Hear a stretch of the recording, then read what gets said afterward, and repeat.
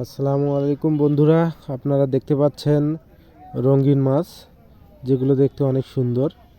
এই মাছগুলো আড়তে বিক্রি হচ্ছে পিস হিসাবে, মানে চিপ রেটে।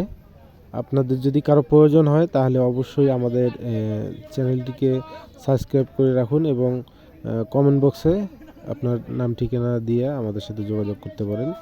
আমরা সেই অনুযায়ী আপনাদের কাছে আপনাদের বাসায় একদম হোম ডেলিভারি পৌঁছে। এই ধরনেরই ছোট ছোট কিছু মাছ আছে যেগুলো একুরিয়ামে রাখা হয়।